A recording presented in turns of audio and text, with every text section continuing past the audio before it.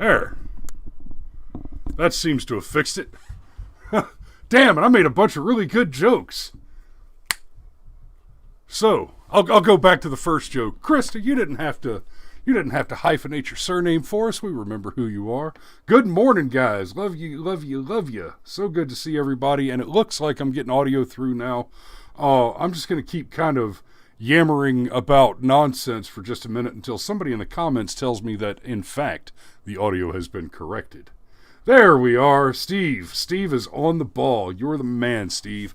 Okay, so good morning, good morning. It is Firearms Friday, and today I have a special little something here.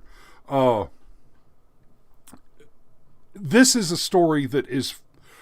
Okay, so typically, our typical rules for Firearms Friday, we try to deliver, if at all possible, a DRT, a dead right there, one where the bad guy dies at the scene. Because it is always preferable that the bad guy dies at the scene, because it saves us tax money. Now, that's not the only reason. There's plenty of other reasons. For one, rates of recidivism are extraordinary. So in legitimately justified self-defense cases, home invasion or burglary, a lot of our cases are going to be things where you've got somebody trying to mug somebody on the street and the intended victim is armed and defends themselves. You've got somebody whose house is broken into and the intended victim is armed and defends themselves. Or you've got somebody trying to rob a convenience store or liquor store. We haven't had a bank yet. And frankly, bank robbery is not as common as one might think. Because it's not just hard to get away with a bank robbery. The fact is they don't keep that much cash. I mean, I am not going to go in and risk my life and freedom over, $10,000 or $20,000. That's not worth it. Now, show me a bank that's got 8 or 10 million in the safe, and we might have a different conversation. I'm just saying. It's amusing to speculate, but I have not yet and probably am not likely to rob a bank in my lifetime. As entertaining, as much fun as it would be to plan and execute a mission like that, no, it's just never worth the risk. We've got a happy anniversary. We've got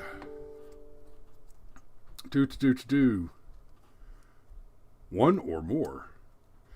Well, okay, so Krista just celebrated her 4th anniversary. Congratulations, Bubbles. We're rooting for you. Hell yeah. By the way, no, you know what? I think I'm going to send you a message after the show. So, anyway, where was I? So, the story that I've got today, the other thing that we try to get, apart from a DRT, is something that's recent. We try to keep the stories somewhere within the last week to make the point that these self-defense occurrences happen often. It's the reason for the second, it is one of the reasons for the Second Amendment. And of course we value our life, liberty, and property.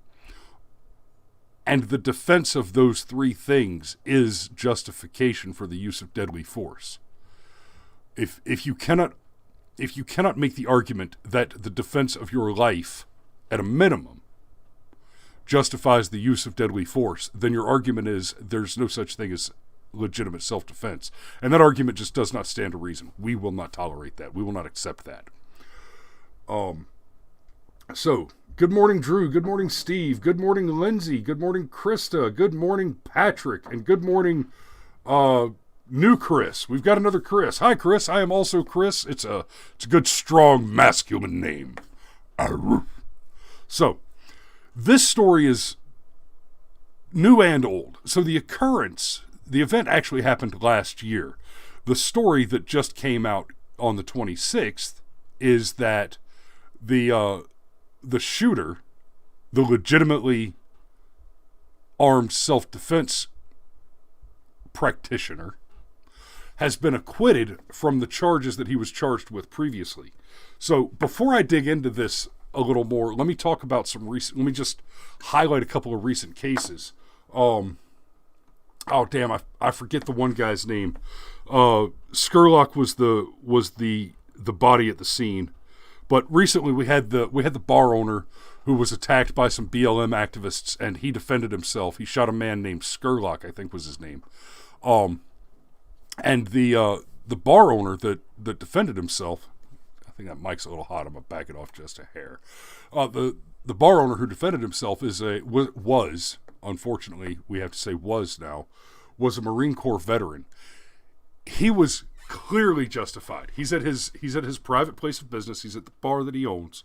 He's attacked by 3 attackers. 2 of them are beating him mercilessly. He draws the gun, and I'm not happy about this. If I were his NCO, I'd get on his ass about it. He fires a warning shot. The closest thing you will ever see me fire to a warning shot in such a situation, if I have more than one attacker, then all attackers after the first one that I've shot can consider that a warning that they are next. But my first shot will always be intended to be lethal. And yours should too. If you draw your weapon, it is because you need to use it. Now, if you draw your weapon and that backs down the bad guy, that makes him stop in his tracks, and you're able to use that moment of hesitation to de-escalate so that nobody has to die, and then you can just detain your assailant until the police arrive and incarcerate him, that's awesome. That's a good outcome. But if you actually pull the trigger, once you pull that trigger, you're committed. Get it done. If someone has put you in a position where you feel you need to pull the trigger, that means that they value your property more than their life, and you should agree with them. Your property is more valuable than their life. Because they have just made the voluntary choice to forfeit their safety in an attempt to either cause you harm or deprive you of property. And yeah. So, hey, Cameron's listening. Chris Corey says my warning shots are misses. I don't miss. That's not a thing. Go ask the 500th about Lowry and the range. Hey, Top, I'm doing... Yeah. Oh, for the layman, that's hey first sergeant. That's hey senior enlisted command unit on location. Senior enlisted advisor to the commander. You can join me on Saturday for remedial basic rifle marksmanship. Just bring your own 6-pack. So, warning shots never okay. But the young Marine that was assaulted by the Black Lives Matter activists, after he defended himself, legitimately defended himself, was arrested and charged with murder. I suspect there's a high degree of probability that he would have been acquitted on those charges. But who knows? The BLM rioters are burning down cities all over the place, and in many cases, they're simply being released without charges. So there's no telling. But so you've got that case. He was charged with murder, having defended himself quite obviously and clearly legitimately. He committed suicide. After he was charged with murder, as soon as he had the opportunity, he committed suicide. And it's hard to blame him, because now he lives in a world where the police and the law are acting as the enforcement wing of the Black Lives Matter movement, which in conjunction with Antifa is acting as the enforcement wing of the Democrats, which practically and functionally are acting as the enforcement wing of the Chinese Communist Party against the interests of the United States of America. When you're a man who has served your country and sworn to uphold and defend the Constitution, and the mercenary tenets of a foreign enemy power through convoluted political chains are allowed with impunity to murder you in the street, and you will be charged and incarcerated for the crime of refusing to die, That math, that circle is hard to square for somebody who has returned fire at the enemy in order to defend the Constitution, which defends your civil liberties and rights. Then you got the McCloskeys. All right? A group of violent, ravening monsters waving BLM flags broke down 2 stone and steel gates. The stone and steel gate around the gated community that they lived in, and the stone and steel gate in front of their home. Broke down 2 stone and steel gates in order to gain access to the McCloskeys' property. The McCloskeys fired no shots. They came out onto their yard holding firearms and demanded that the attackers stand down and vacate. They have been charged. I suspect they will likely be acquitted, but even that is tenuous because we have also seen shenanigans where the prosecutor's office has clearly been caught tampering with evidence. Again, you have the state, the law enforcement in the area, acting as an enforcement wing to the Black Lives Matter terrorist movement. This should terrify everyone. And there are several more cases like that. There have been a lot of cases during these riots where perfectly law-abiding armed citizens are being railroaded and lynched by law enforcement for the crime of refusing to kneel and die in order to capitulate to the demands of a terrorist organization, Black Lives Matter. So, let me get into the story. And this is a longer article. I'm going to read the whole thing, and we're going to discuss it as we go through it because it's an interesting case. Again, this occurred. Okay, let me scoot over. Let me get out from behind the. There we go. So, jury acquits Pasadena man of murder. Says he acted in self-defense on his property. By Alex Mann, Capital Gazette. And I got to say, Alex, I've already read the article. Alex, if this video ever happens to make it to you, well done, well written. I have a few critiques here and there, but overall, this appears to be a very clean account. Assuming your facts aren't wrong, which I am making that assumption. This is a very nicely plotted and executed narrative on the story. So, an Anne Arundel County jury on Monday acquitted a Pasadena man of murder, manslaughter, and felony firearms charges.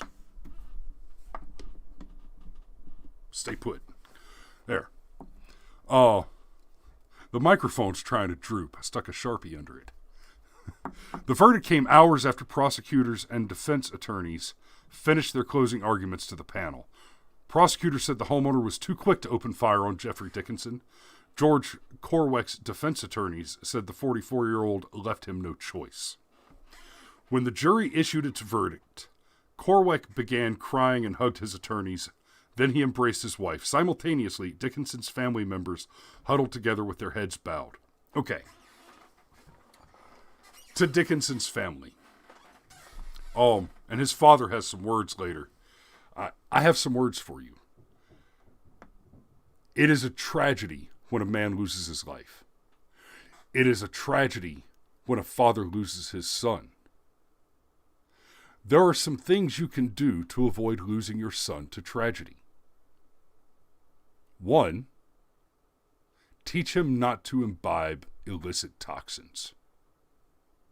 Teach him not to assault armed men.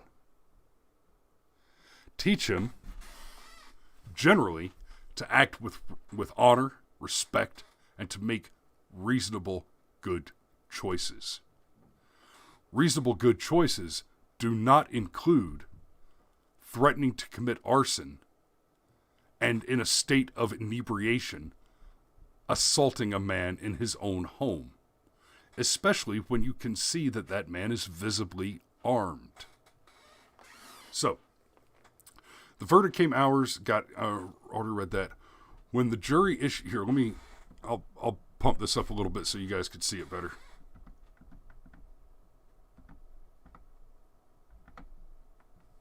How's that? Okay.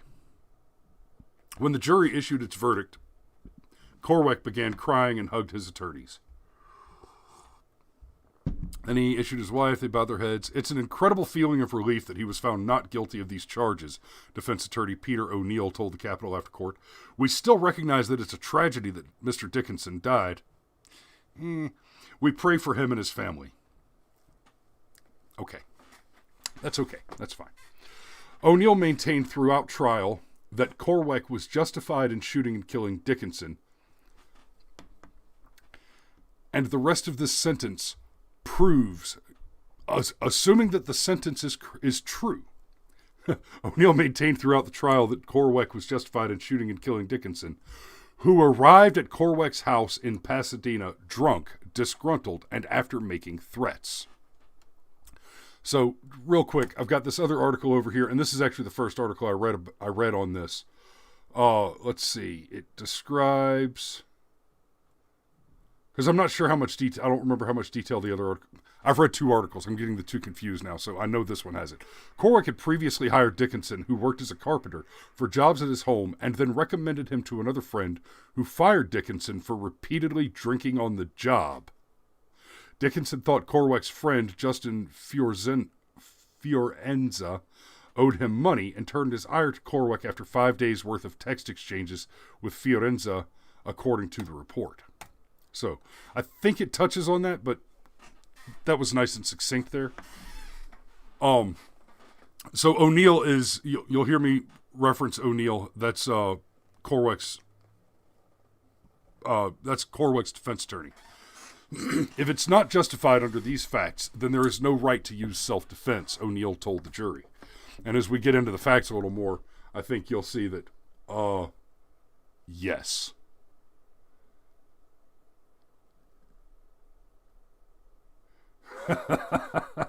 Sorry, I just paused to read some of your comments. I am aware of my own verbosity, Krista, I am. But like I was telling Cameron this morning, I'm never unnecessarily verbose. I'm extraordinarily specific. Prosecutors suggested Korwek was eager to unleash a blast from his shotgun rather than hunker down and wait for the police to de-escalate the situation, to de-escalate the dispute. So, okay. I'll give the prosecutor a little bit of the benefit of the doubt. He does have a job to do. And that job is to secure a conviction. So, in fairness to this prosecutor, under the law in most states, or at least under the normal rules and regulations and policies of a prosecutor's office, of a district attorney's office, etc., you're not supposed to bring a case. You're not supposed to pursue charges unless there is a reasonable expectation that a conviction can be secured.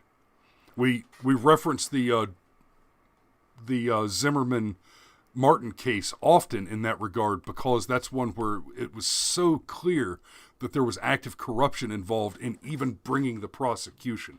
From the get-go, because Florida has a stand your ground law which augments your natural right to self-defense, saying that under certain circumstances, like the ones present in the initial investigation of the scene with Zimmerman and Martin, George Zimmerman was released without charges. He was not detained, right? They just let him go. Because with the stand your ground law augmenting his natural right to self-defense, the investigation showing that it was such a clear-cut case of self-defense, the officers didn't even need to, under the law, refer him to the prosecutor for the prosecutor to make a prosecutorial decision. When the outcry from the lynch mob and Eric Holder forced the prosecutor to examine the situation, after the, I don't remember which paper it was, which television outlet it was, that deceptively edited the 911 call to make it sound like Zimmerman was a racist. And when we got the full 911 call, we hear, oh no, the 911 operator literally baited him into giving a racial description and even coached him on what that racial description should be. And then that was deceptively edited to make it sound like Zimmerman was just a white guy who happened to be Latino, and the whole white Latino thing. Anyway, in that case, the prosecutor never had a reasonable expectation that he could secure a conviction and chose not to pursue one. Was, for that reason, removed from his office and replaced by Eric Holder with another prosecutor who said that she would happily pursue it on Holder's behalf. Rampant corruption to pursue a case where there was never a reasonable expectation of securing a conviction. Now tell me that Donald Trump is the most divisive president in history. So, the prosecutors go on. They say deadly force is supposed to be a last resort, not a first impulse. Assistant State's Attorney Jason Steinhardt told the jury. As you will see as the fact pattern develops, that statement is disingenuous, deeply disingenuous. You don't have to let somebody beat you up before you shoot them, O'Neill countered.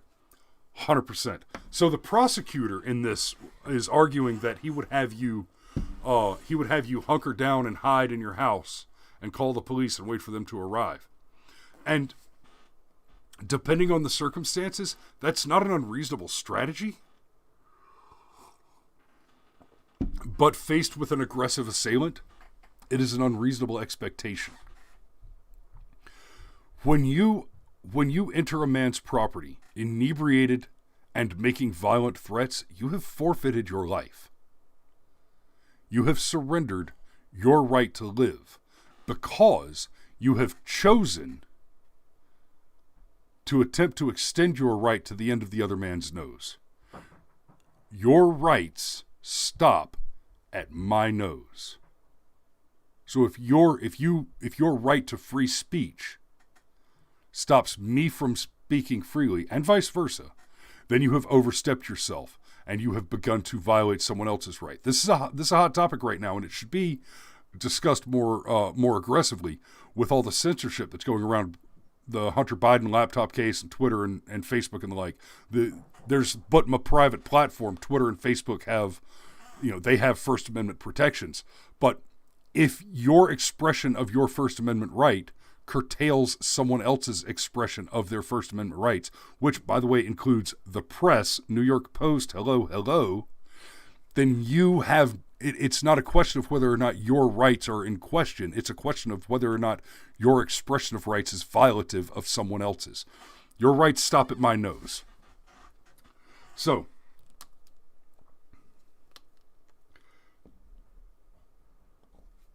I want to get into some comments in a minute, but you guys are commenting too fast for me to deal with you without getting way off track here.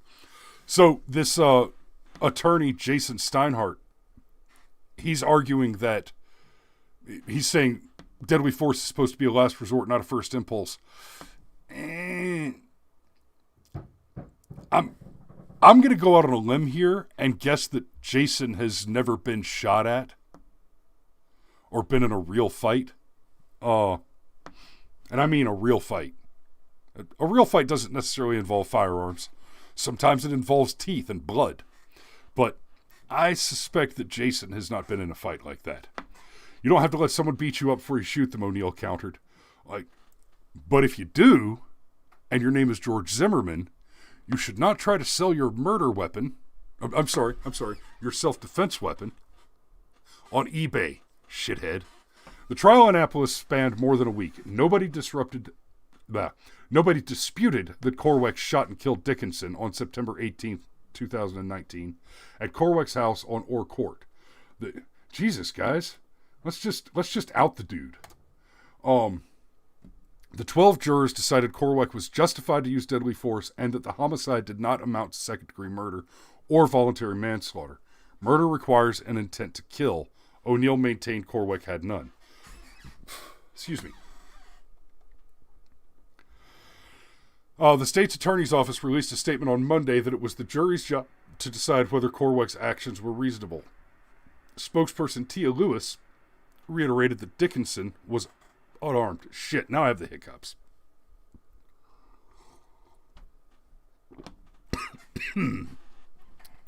Well, that doesn't bode well. We respect the jury's verdict in this matter and hope Mr. Dickinson's family finds some peace as they continue to grieve his death. We're going to take a quick break from... we're going to take a short break and hear this word from our sponsors. I know, I need to make more fake commercials for these quick breaks, but I'm going to cough. In over 50% of the U.S., a third of the people are obese. Does this look familiar? Does this? Do you feel like this sometimes? Is this how you want to go about losing the weight? The truth is, you look like a cow because you eat like a cow. So forget about the fancy cheeses, the floppy cheeses, the nasty cheeses.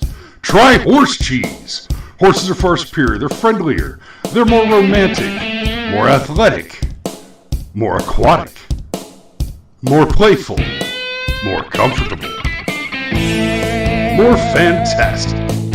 They have a better diet, and most importantly, they don't eat their young.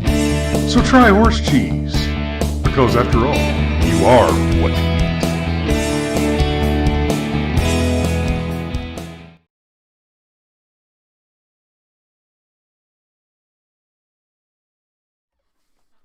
There. That's a handy little trick. I hope a few of you have not seen that before and got a chuckle out of that. And just real quick, I'll throw a shout out to John Bronson, who originally crafted the horse cheese fake commercial ad back in '95 when he was doing the radioactive BBS. And we were still playing Muds and Doors. Woo! Steve says I need better coffee filters. Look, I am not all about the masks over on this channel. I really am not. I find them obnoxious. And, yes, dear, we need more commercials. That's not what we're doing today, though.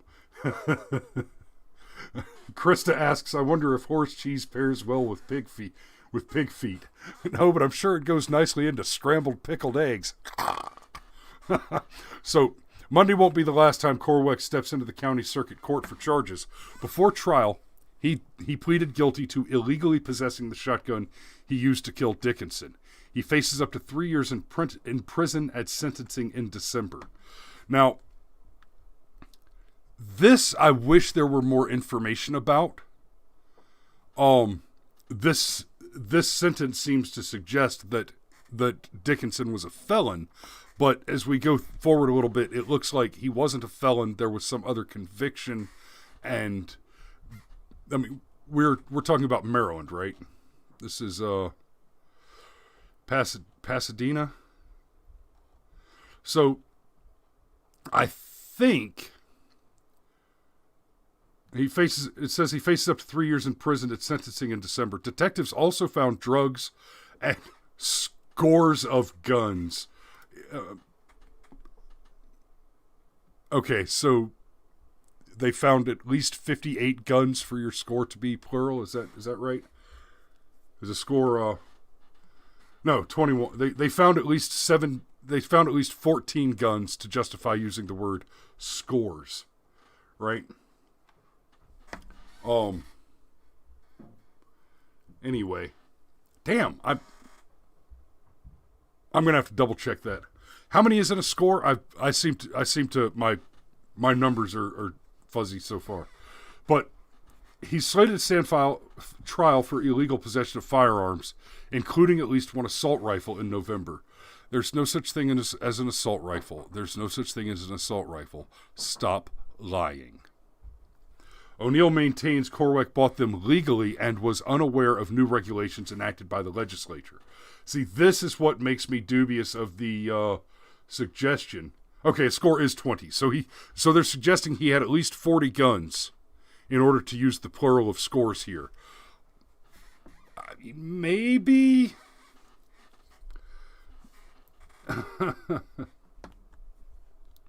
So, yeah, maybe. But it says that O'Neill maintains Korwek bought them legally and was unaware of new regulations enacted by the legislature. That sounds to me like he's run afoul of some kind of red flag law. And let's be very clear. Even if this guy's a felon, preventing him from owning a firearm is unconstitutional. Now, whether or not it's a good idea or it's morally or ethically right for the law to prevent felons from owning firearms, let's be very clear on this. You cannot argue in good faith without saying lies that the prohibition on felons owning firearms is constitutionally tolerable. It is 100%, inarguably, incontrovertibly the case that it is not. Now, if you're talking about someone who is currently incarcerated, that's a little different, right? The Constitution still makes room for a person to be indentured into slavery by a conviction for crimes. That's different. But to deny a citizen rights as a result of a status is explicitly forbidden by the 14th Amendment under equal protection. Right? So if you are not a slave in this country and the law says you cannot own a firearm, the law is wrong.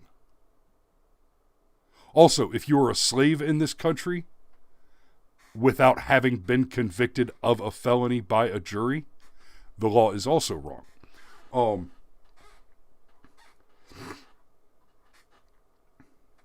Yeah, and basically, if you show me a person that shouldn't be allowed to own a firearm, I'll show you a person that shouldn't be allowed to live.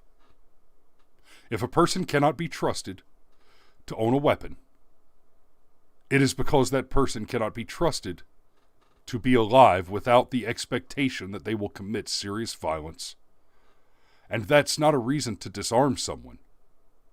That's a reason to disembody them. So, my suspicion here is that, no, Cameron, you could go duck yourself behind a hunting blind, for example. Good luck. So O'Neill maintains Korwek bought them legally. I suspect that's an unconstitutional red flag law we're dealing with there. Police found Dickinson in Korwek's driveway on the cul-de-sac. Now we're getting into the specifics of the occurrence, and here's where we're going to see, guys, that the police made an arrest in this case, let alone that there was an indictment that proceeded to a court trial. That Korwek was arrested to begin with is a miscarriage of justice. The only thing the law should have done here is removed the body of the aggressor, of the assailant. Right? So, police found Dickinson in Korwek's driveway on the cul-de-sac in Pasadena around 9:30 that morning. Paramedics, faced with a gaping gunshot wound, pronounced him dead. Yeah, there's DRT. A medical examiner ruled his death a homicide by gunshot. Okay, obviously.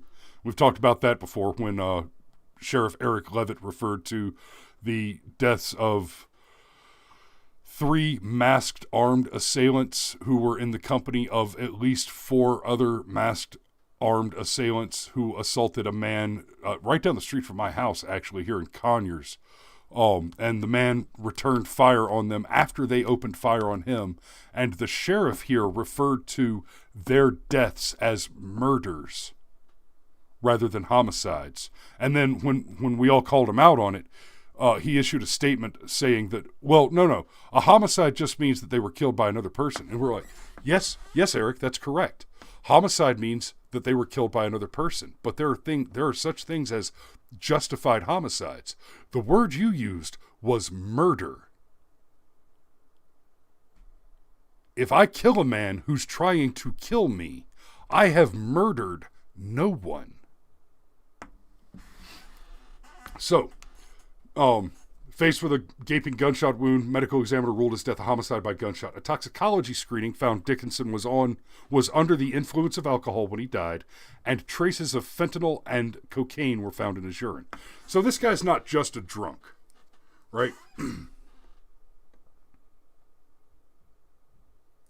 Okay, Corey, we will note that you are now Kokori, and we will respect your choices and no longer dead name you as Chris. You will henceforth be referred to as Kokori, which I like because it sounds like that knife that's kind of curved and you got Kokori.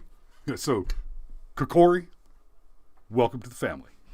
Korwek and his friend Justin Fiorenza were the only witnesses to the shooting. Fiorenza was on the phone with Korwek when the fatal encounter transpired in a few seconds.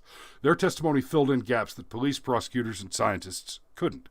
They said Dickinson threatened Korwek and sped onto his property on a motor scooter before rushing at him. After warnings, Korwek fired. A contractor by trade, Korwek hired Dickinson, a carpenter, to help around his house in preparation for a party. When he ran out of work for Dickinson, Korwek recommended him to his friend Fiorenza, who at the time ran a pier construction business. I used to build docks, and I went to work every morning in a canoe. I went from a lake house to wherever we were building the dock. And let me tell you something. Building docks, it's construction work in the water. It sucks.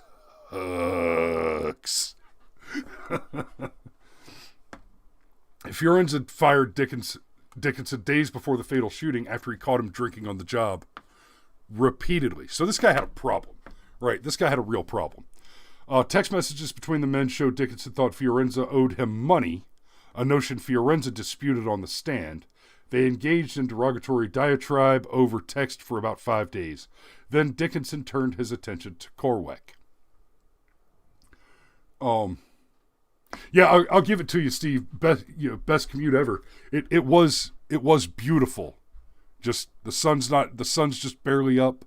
Got this was in the 90s, so my Walkman on, listening to some music, usually some Soundgarden, and just kind of moseying down the lake in my canoe with my tools.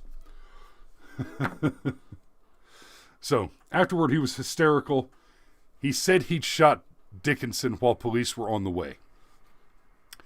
Korwek told Dickinson he wasn't welcome at his house. He testified he thought Dickinson was going to kill him after threatening to burn his house and hurt his mother-in-law. Okay, I'm going to skip ahead a little bit. Okay, here's where... So... This is one of my critiques for our writer here. We're just now getting to the description of the incident, and the description of the incident here, this paragraph here, assuming the facts outlined in this paragraph are correct, I cannot in any way see how anybody could have argued that it was an unreasonable kill, right? Because here we go. He heard Dickinson's scooter approaching. Korwek walked halfway down his driveway and yelled at him to go away. Remember, this is after the inebriated, habitual drug addict has made violent threats to cause harm to a family member and to burn down Korwek's house. And let me just back you up a little bit and remind you that the prosecutor's solution is that Korwek should have locked himself up in his own house to avoid the confrontation with the man, with the inebriate, who threatened to commit arson and burn down Korwek's house. So the prosecutor's suggestion is, it is better that you should be burned alive than that you should take someone else's life by force.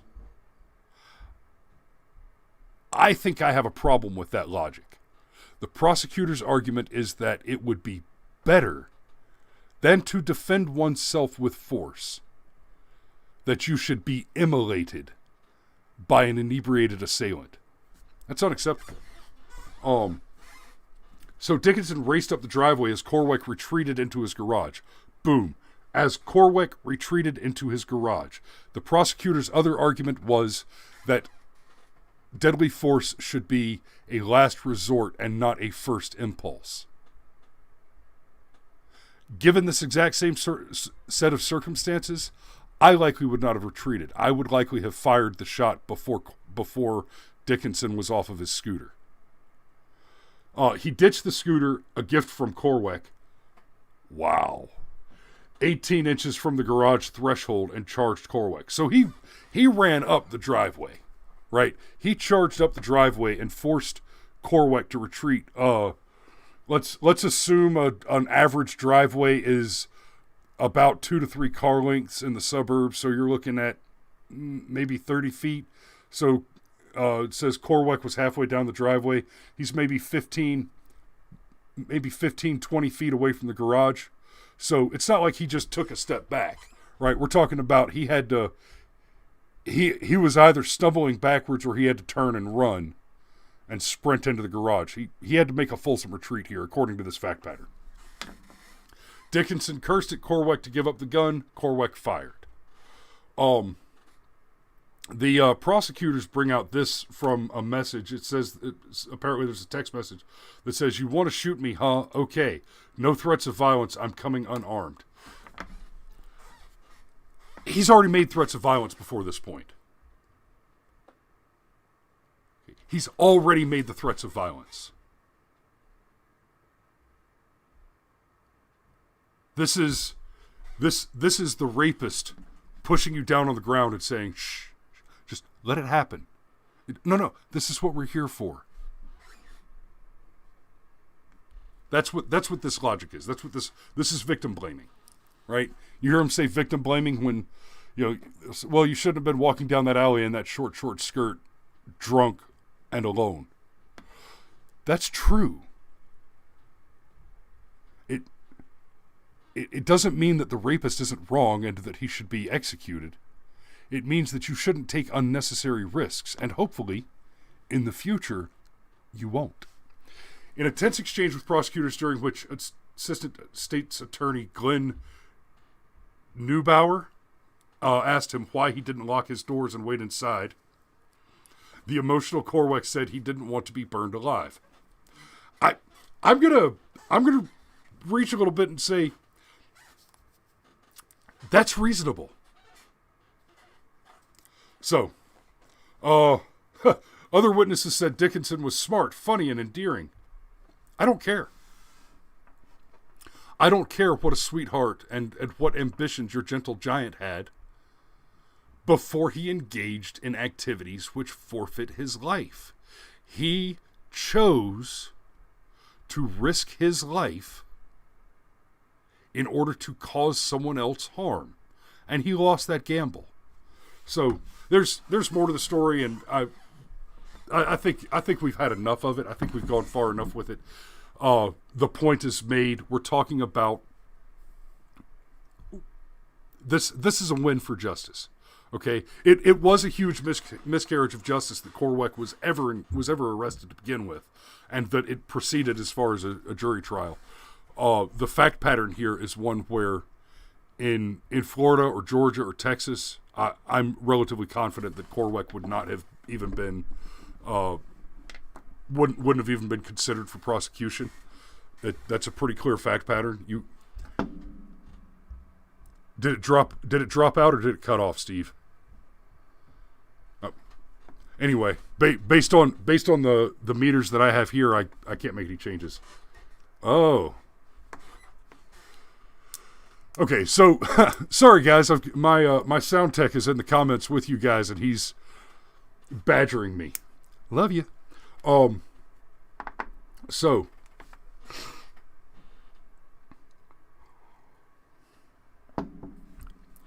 it warms my heart that he was acquitted, that he's going to go free. I doubt that we'll be so lucky, but it would be nice to see this case be one that climbs up to the Supreme Court. Not this case, but not this exact case, but the other case that's related to it, where he's being charged with illegally possessing the firearms. It would be nice to see that one elevated to the Supreme Court to ask the question about the constitutionality of red flag laws. I don't know if this is a red flag law per se, but from what we get here, it sounds like there's something akin to a red flag law, which Dickinson was not aware of. Now, in defense of the state here, I will say that ignorance of the law is not an excuse. And I hate to say that. I hate to say those words out loud.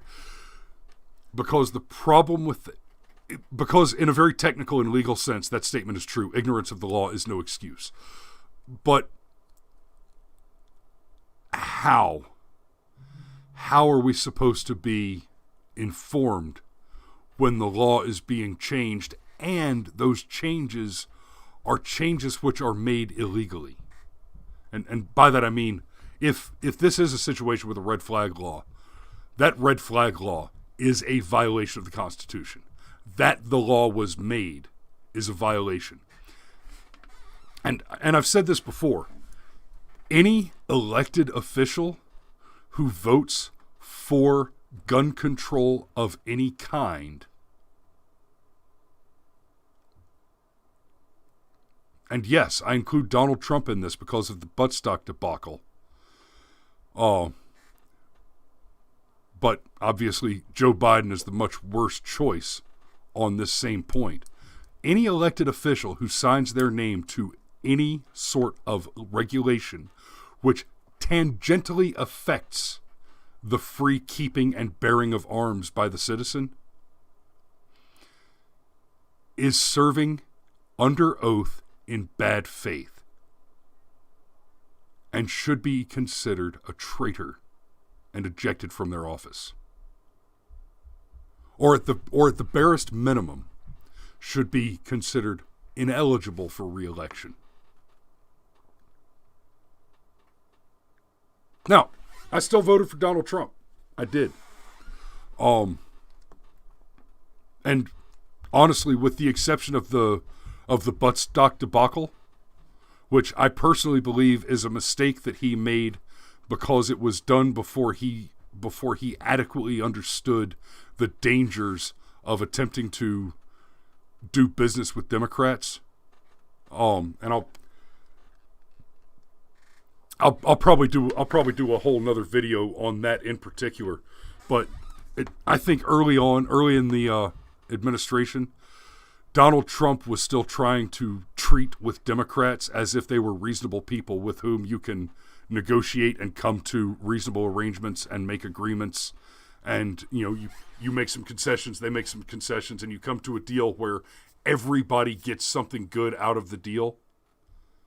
I don't think he understood then that Democrats don't ever want anything good unless they can also they don't want anything that they want unless it comes with harm.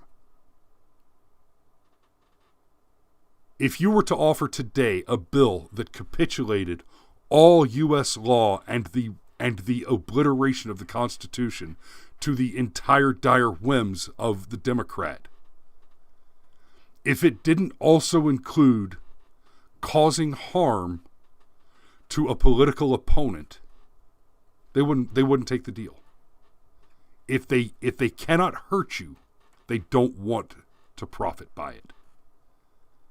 They find it morally preferable to cause you harm than to not. So, my wife reminds me that I'm creeping up on an hour. I've got 9 minutes before the hour, babe. And I know. But I do think that's about where I need to wrap it up. I think I've done this story justice. This has been a longer article than we normally have for a Firearms Friday. And normally on a Firearms Friday, what we have is the article about the incident which just occurred, but is still under investigation. And a lot of what we have to do with those is speculate based exclusively on the fact pattern available through the article, which those articles are often less than 200 words. So this was refreshing to be able to do a longer one for this show And, no, Steve, I will not attempt to name one gun control compromise that benefited gun owners. I will not. So, but that's the show. It is Friday, so here's your safety brief. Don't drive drunk. Don't fry bacon naked. And as Hunter Biden is learning, sex, drugs, rock and roll, farm animals, and videotape. No two at the same time. Y'all be safe out there, and I'll see you Monday, if not sooner. Oh, which button is that button? Ah.